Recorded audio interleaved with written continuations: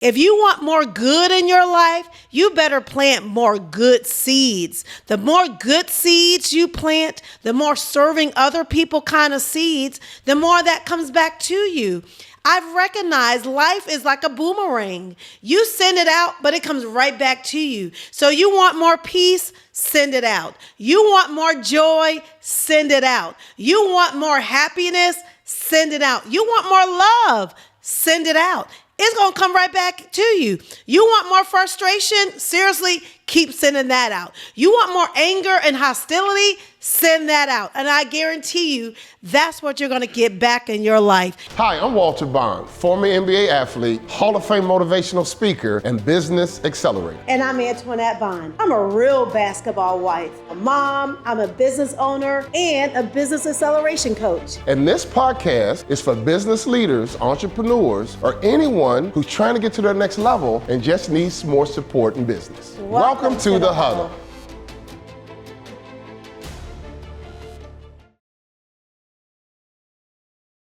Welcome to the Huddle. And let me tell you something. I am so fortunate. I get to share this stage with a cutie pie. I know she's my wife, and I'm a little biased, but man, I got a cutie pie 2 feet away from me. Welcome to the Huddle, and I am Walter Bond, your co-host, and I want to introduce my beautiful wife who celebrated a birthday yesterday. Oh my gosh, yes. The big, what did we say? Double nickel. 5'5". Wow. You lying. That girl 35. I do appreciate that. People are like, you are? And I'm like, so thank you. And I'm excited because I get to sit next to you. So this is pretty awesome. Oh, okay. And I just hung up, as we start today, I just hung up promoting you because that's what I do throughout my day. I promote Walter. And when you call our office and you're interested in him doing a keynote or working with your company, I'm the first person you connect with. And it was so cool that I had a great conversation today promoting you. And I love it. It's my honor that I get to do that. And that's my career. I get to do events, and I plan events in the background for you. And I do a lot of other events that I get to plan and work in the background. And I love doing it. Awesome. And I think that goes with what you just said we're going to talk about today.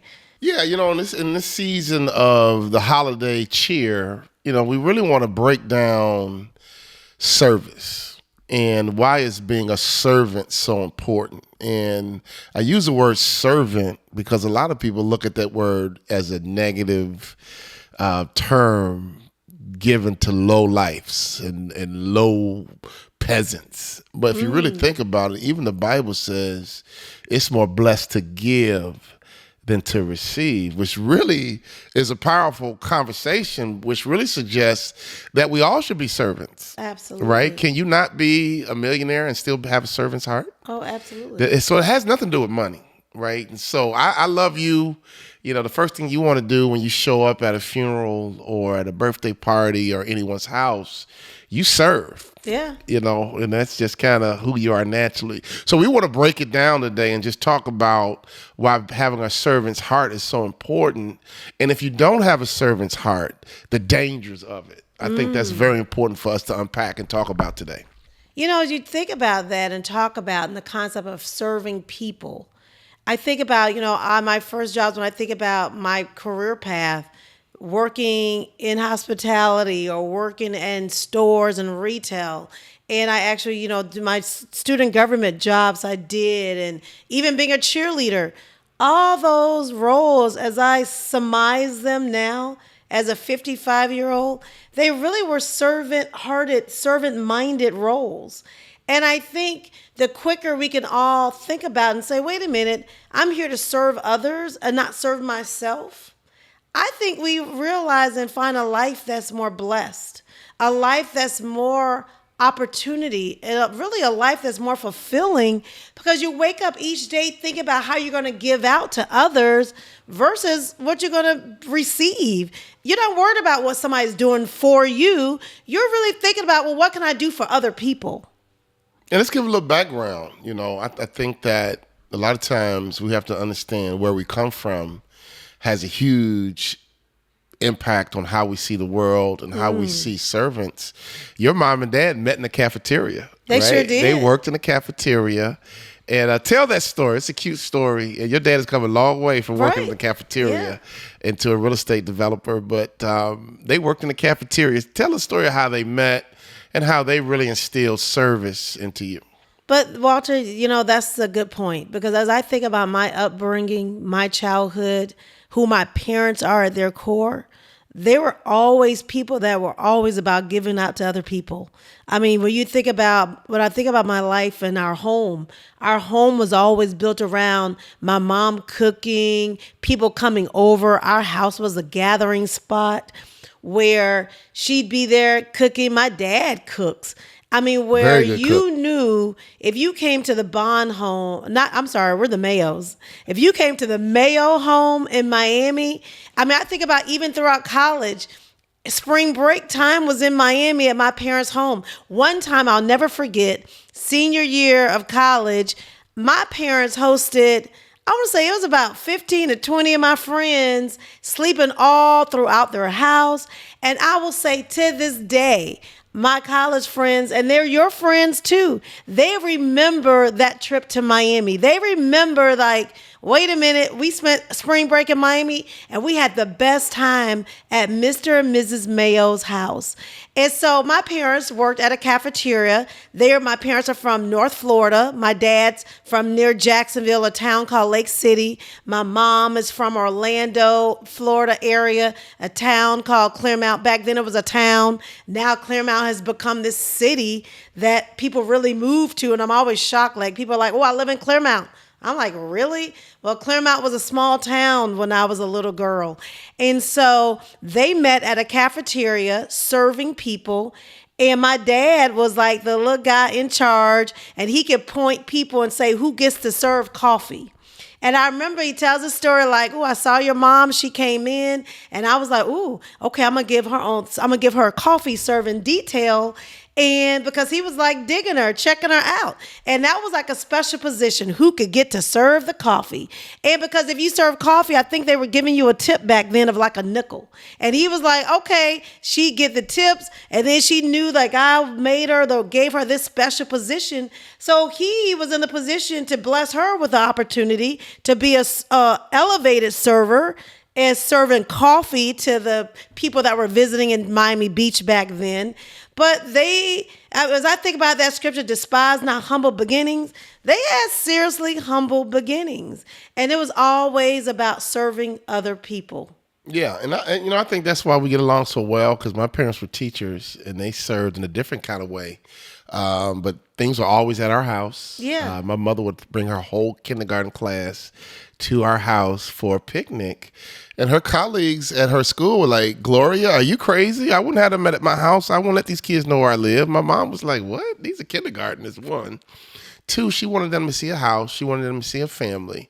She wanted them to see a 2-parent family, because she was like, some of these kids have never seen a home with 2 adults in it living together in harmony. So, my dad was a high school principal. So even in their alumni associations, things were always at our house. And it was never about money. My parents would set it out. Just the food, the desserts, a little alcohol, whatever they were serving. And growing up, I think we both saw parents serve differently, but really become pillars in the community to say, hey, our door is always open.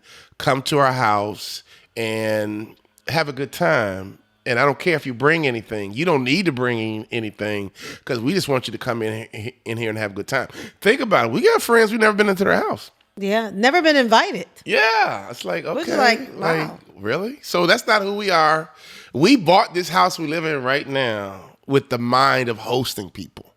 I think every time we've built a house or created a home, let's say that every time we've created a home, I think we've always created a home based on the opportunity for entertaining, because we know how valuable it is for people to gather. And I love, that's what we talk about in our company all the time. We are in the people business. Yep. And I think when you shift your mindset and you get into the people business, well, then what else is more important than you serving people? And you're going to always look for opportunities and ways to serve people. And you know what? When you serve people, it's not about you. It's about you meeting their need, not your need. And that's one thing I think people need to keep in mind, especially in this holiday season. What an amazing season, amazing time for us to talk about serving one another. Because that's what Jesus came for. He came to serve, not to be served, right. but he came to serve. And I'm like, what a blessing that I'm glad, and I'm going to go there, that we are Christians. Because as Christians, we know to be Christ-like is to have a servant heart. And I think that's so important for us to keep in mind, not only in December, not only in the holiday season, but every single month, every single day. We got to have servant hearts of giving out to others and serving people. You know what? We always hear about all the miracles Jesus performed, walking on water, laying hands on the sick, raising people from the dead. But I think one thing that's not considered a miracle, that was a miracle, is when he washed the disciples' feet. Ooh. I mean, that was a miracle gesture that they had never seen before. And some people are confused by it, like, wait a minute, if you're the king, you wouldn't be washing people's feet. So he just turned leadership upside down. He basically said, y'all been watching how humans lead. I'm going to teach you how to lead from a spiritual lens. I'm going to teach you how to lead from a godly perspective. So I wanted you guys to hear us clearly. If you want to be a real leader, you don't even need a title. If you want to be a real leader, your job is just to start serving. Because if you start serving others, you will get propelled to leadership by the people you're around, merely because they understand that you've been serving them, you've been a blessing, and we have to follow you because you are the man, you are that chick. Because of you, I got promoted. Because of you, I have a new office. Because of you, I got a new software, whatever the case may be. Mm-hmm. Service, to me, is where joy really lives. Mm-hmm. If you really think about this world we live in, we got a lot of angry people. Angry, frustrated, trying to retaliate and lash out. That all comes from a spirit of selfishness. You can't be selfless and angry at the same time. You can't be willing to serve people and ready to fight people at the same time. It just doesn't go together, and if you really think about it, remember that day, and this is a funny story that you probably don't remember, but I'm going to remind you remember, but you probably forgot about it. Remember when that vendor screwed up our patio in Minnesota?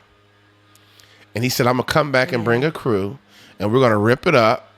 We're going to put some more sand down and lay it back down all in one day. He made a mistake. Yeah. But my wife, Antoinette, and her beautiful servant heart went and got some Krispy Kreme donuts and served coffee and Krispy Kreme donuts to a crew that had screwed up our patio. And they walked in and saw those donuts and coffee, and they were like, oh, my God, like, y'all not mad at us? Right? Yeah. And it was a great gesture to say, hey, we all make mistakes. You guys are going to pull a double shift. We appreciate you guys owning your mistake, and you're going to fix it all in the same day. Here's some donuts and coffee, guys. We make mistakes too. And that vendor was so thankful, not because he got a donut.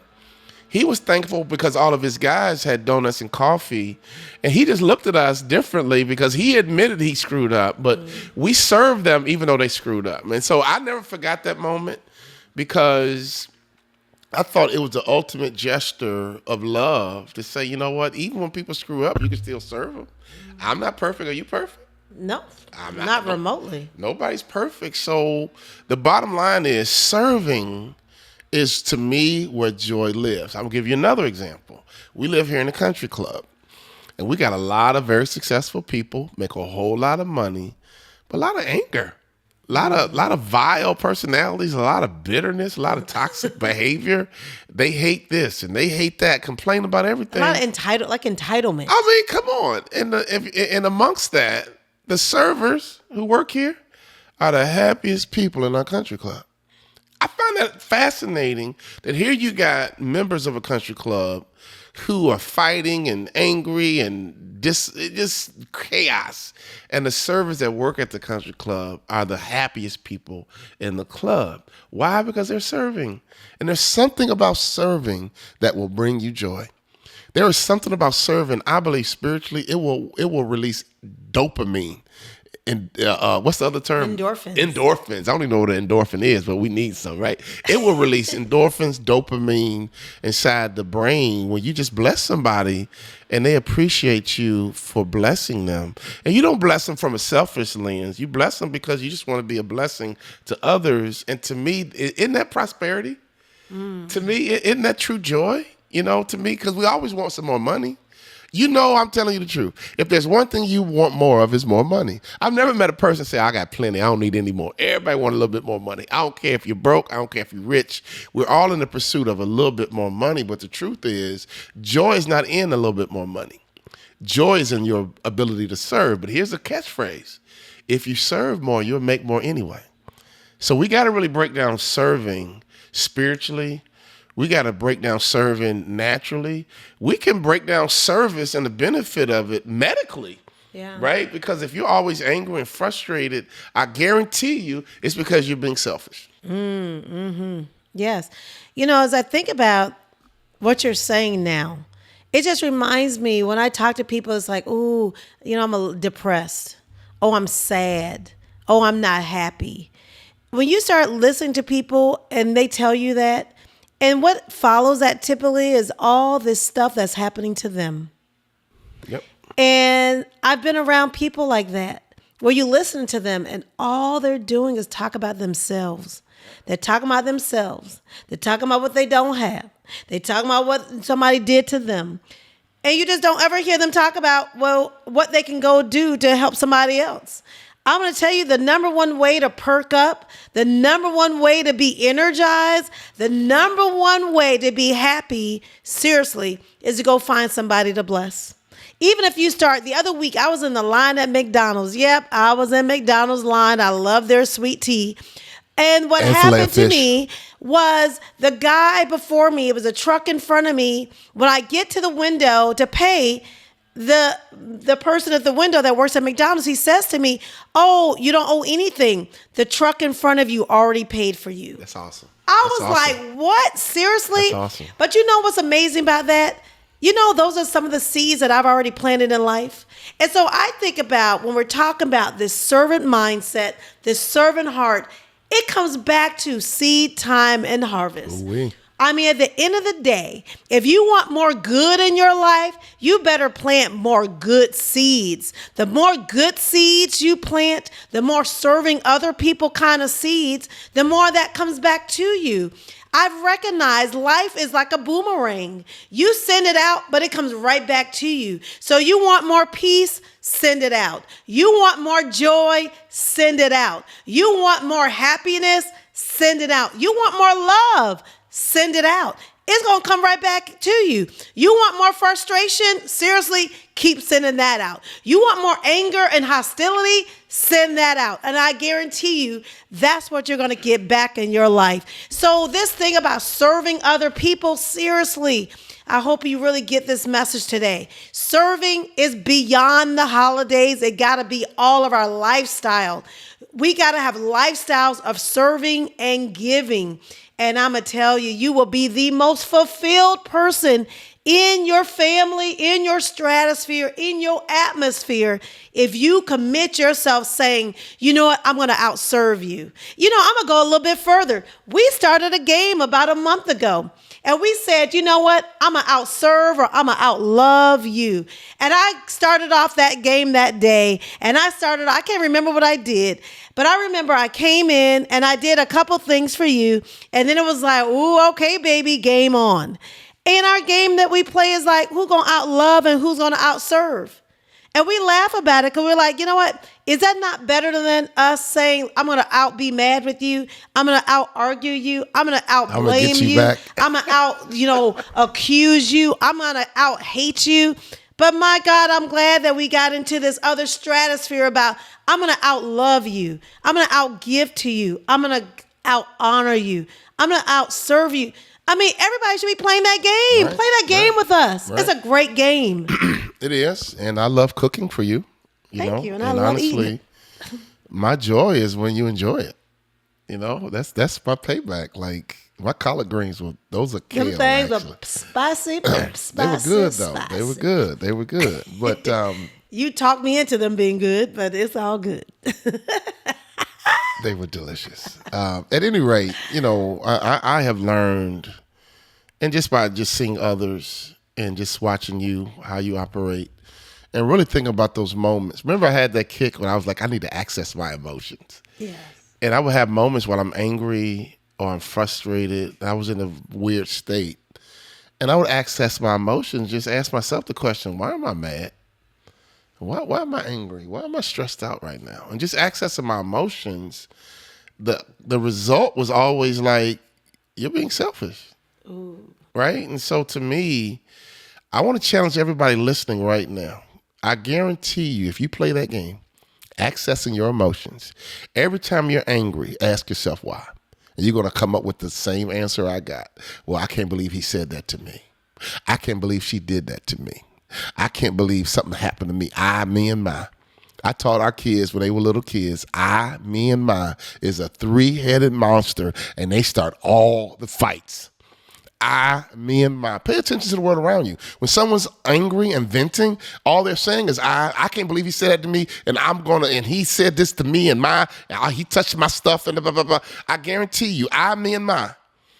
Me, and my is a three-headed monster, and I've learned myself, when I'm off, it's because I'm being selfish in that moment. So I want to challenge you right now. I guarantee you, the next time you're angry, the next time you're sad, the next time you're in the wrong state, right? And you're not yourself, I guarantee you, you've allowed your mind to float to a place where you're being very selfish and self-centered. We're human, and there's nobody we think about more than ourselves all day, but that's a dangerous place to be, and snap out of it right away. Now that I've learned how to access my own emotions in real time, I can stay in the same state almost all the time, because the moment I'm off a little bit, I'm like, oh, well, I'm tripping. What's going on? I would sit down in a quiet place and really access my emotions and ask myself the question, what's going on with me? She tripping. No. What's going on with you, bro?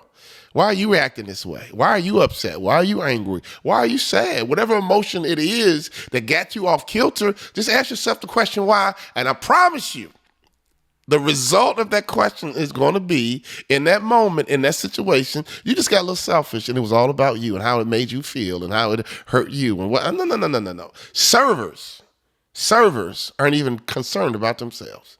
Servers want to make you happy.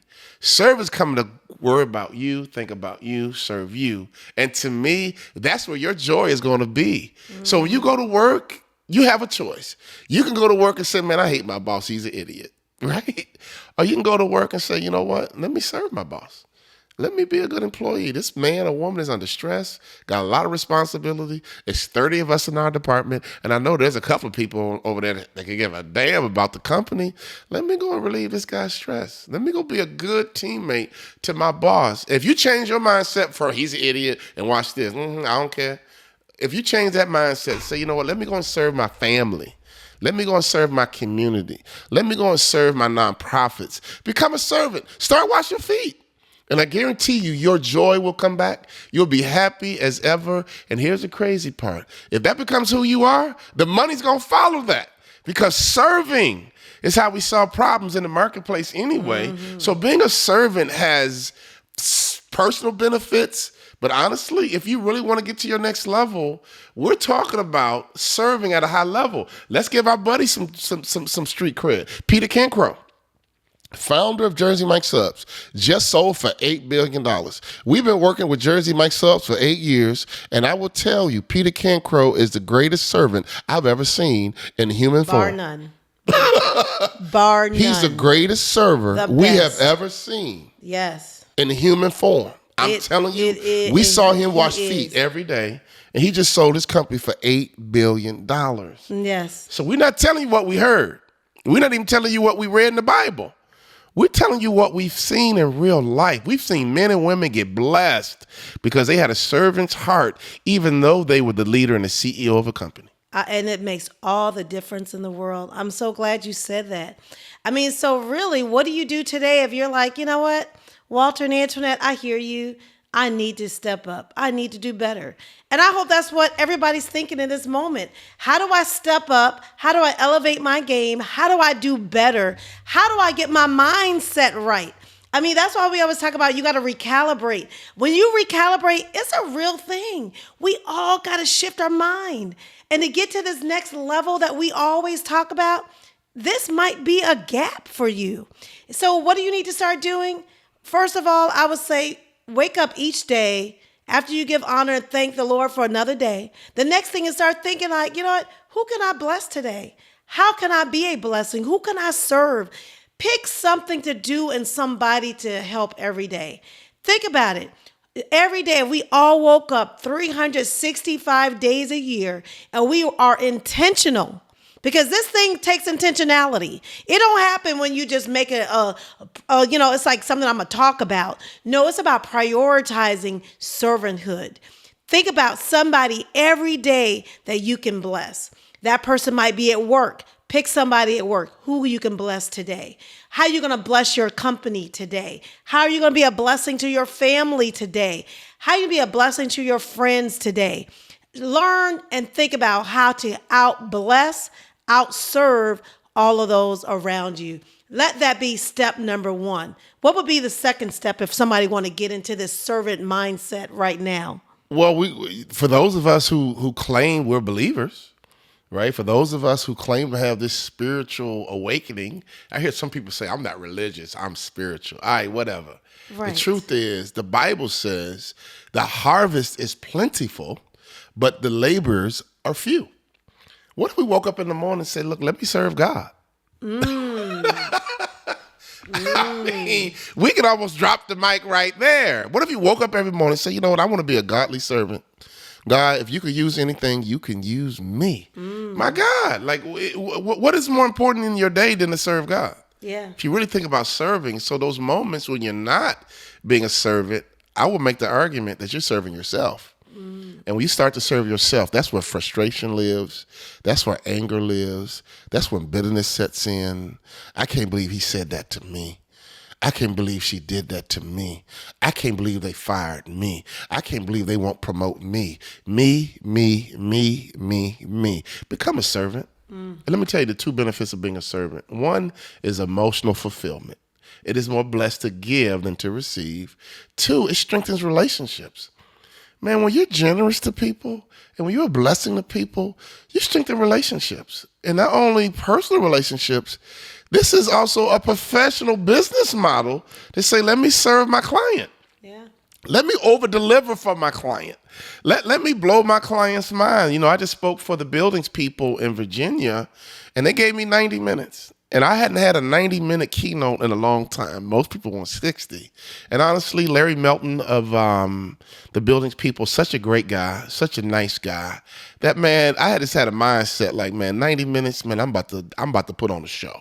For 90 minutes, this is my guy, right? It wasn't just another keynote. I took it personal. And man, for that 2-day experience with the buildings people, it was magical. It was special because I gave myself permission to die and let God use me. And then for 90 minutes, I think he did. And I think the buildings people were blessed by it. But that's the first thing I do backstage is it's not about me. And a lot of speakers make that mistake. They want to put on a show for themselves and say, no. Your job is to serve your audience. And I do a lot of keynotes. And do I do that 100% of the time? No. But when I do, it's special. When I say to myself, you know, it's not about me. Let me be a blessing for this client. Let me really get into what they really need. And man, I want to over-deliver to help them with their challenges and their issues as an organization. When I get in that mindset, when I get into that framework, I believe God takes over at that point. So we have a choice. This is a 24-hour job. Wow. Right? This is an everyday, all day. Because at any moment, we can make a decision. I ain't serving her. Man, I cooked dinner yesterday. She should do something. If I let that creep into my mind, I'm going to stop being a servant. Basically say, no. I'm going to serve her all the day. I'm going to serve her every day nonstop. I don't breakfast, lunch, dinner, coffee, what you need, babe. I got you. It's a lifestyle. It's a culture. And it has nothing to do with what I get back. It has everything to do with what I'm going to give. So the biggest mistake you're going to make is I'm going to be a situational servant. And I'm going to try it for a while, but if I don't get what I want, I'm going to quit. That's not a real servant. A servant is made up their mind to serve. And that's just who I am. It's what I do. I'm not even looking for nothing back. Right? That's not my motive. My motive is to be a servant and just trust God with it. And I'm telling you, if you have that mentality, if you develop this, look, I'm just going to be a servant at home. I'm going to be a servant at work. If you just have that mentality 24 hours a day, God's going to bless it. And I'm telling you, one day you're going to get a blessing and you're going to say, my, I love serving. Can I serve some more? Oh my God, serving is the real flex. Serving is the real plug. If you want to get to your next level, stop being selfish, stop being self-centered, and start serving at work. Start serving at home. Become a true servant. You're going to be happy. Let me tell you something. You're going to get all kind of blessings coming your way, because once God can trust that your heart is right and you're really ready to serve, that's when he will open up those windows and pour you out a blessing you will not have room to receive. And we've seen that in our lives. We've had some blessings come our way like my. Oh my God. I had to go sit down and say, God, that had to be God. That had to be God, because this is a miracle. We have seen miracles by making a commitment to serve. So if we could talk about anything else, this should have been podcast number 1. If you want to be blessed, start serving everywhere you go. I mean, that's a drop the mic moment, to be honest. I don't think there's anything much left to say. I mean, just get in the people business, get in the serving people business. And just as we start to kind of wind down for 2024, start getting your mind right. Get your mind right, where 2025 is going to be amazing. Why? Because you're going to prioritize other people. I mean, what you just said about dying to yourself and dying to even your story before you go on stage, that is so awesome. I mean, honestly, because we show up to these companies and people got real problems. Yeah. People got real challenges. And I always think like, wow, when you start thinking about the things that people deal with sometimes, people got some real stuff in their life. Let's not always maximize what we got going on. Let's minimize it, because the more you minimize a problem, you start to maximize goodness, honestly. So we get a choice every day. What are you going to minimize? What you're going to maximize? Maximize good, maximize serving, minimize problems. And I think if you do that, boy, you'd have a blessed life. You have a blessed year. You have a blessed day. And here's some additional benefits to giving. Studies show that givers have lower blood pressure. Mm-hmm. I mean, givers, I'm going to read, so I don't even get this wrong. My blood pressure is always low. The health benefits of being a servant and a giver, studies show it will lower stress, reduce blood pressure, and even improve longevity, which means you will live longer, right? By just being a blessing and being a servant to others. And I'm telling you, that angry, bitter person, they're in trouble. And it doesn't matter what socioeconomic stratosphere they live in. You know what? We want to live a long time. I'm sure you want to have a blessed life. You want to have a stress-free life. You want to have a happy life. And the one way you're going to do it that's overpowering any other strategy you might have, because again, everybody wants a little bit more money. It's not just you. But the one thing you can control is your heart around the idea of serving. If you can lock in on serving, it will open up all kind of blessings that will come your way. Financial, health, relational. Your life can be transformed right now if you just make a decision to be a giver and a servant. Now, the moment you get angry, the moment you get frustrated, the moment you get sad, access your emotions, and trust me, you're going to agree with my assessment that in that moment, you just got a little selfish, and it's okay, snap out of it. And just say to yourself, it's not about me. I'll be okay, it's not about me. Let me go back to serving others. And I'm telling you, if you can condition your brain that way, you will transform your life, and you will open up those windows of heaven, and you will live your best life once you make a decision to be a servant. And here's why. God is looking for you to be a servant. Jesus was a servant. God so loved the world that he gave his only begotten son. Like, come on, God gave, right? So if God gave, there's a clue in it that our job is to be givers. And we just broke down a bunch of benefits of giving, but I want you to buy into it and say, you know what, Walter, I'm not going to be a situational giver. I'm not going to pick my spots. No, it got to become who you are. Because if it becomes who you are, trust me, you're going to live under an open heaven, and God's going to be able to bless you more than you ever imagined. In fact, I'm going to make a statement right now. The reason why you might not be blessed right now is because you haven't served enough. You've been taking, but you haven't been giving. And the moment you start giving, you become a conduit for God to use you, because now he can understand that if I give that child some money, he's not going to hoard it. If I give that kid an opportunity, he's going to be a blessing to others. And that's what we need to understand, that God wants to work through us to not just be a blessing for us, but for us to be a blessing to everyone around us. And if he can trust us to be a good steward of the blessings he can throw through us, he don't mind if we keep a little bit for ourselves. We must become a conduit to being a blessing to others, and that's when you live under an open heaven. All right. Well, thank you for joining us today in the Huddle. I mean, take this message. It's a season of giving, but make your lifestyle of giving. Let's advance the season of giving to lifestyle of giving. And so just if you enjoy this, share it with somebody. Share it with people in your family so you can start having a great conversation that's built around how do we serve each other more and give more. And say, you know what, we like this couple, Walter and Antoinette, because they're giving me stuff that can go really help me change my life. Practical. And so practical, easy things to go Real. execute. Right. All right. Well, you have an amazing holiday season, a very Merry Christmas. I mean, I got to say the word Christmas. I'm like, it's all our about podcast. Christ. This is our podcast. It's about Christ. And so, I mean, we just want you to be so abundantly blessed. And so we're so excited about 2025. Oh, this season is so amazing for you to go to the next level. All you got to do is tap into your potential. All right? Amen. We're out. The Huddle. We'll see you next time.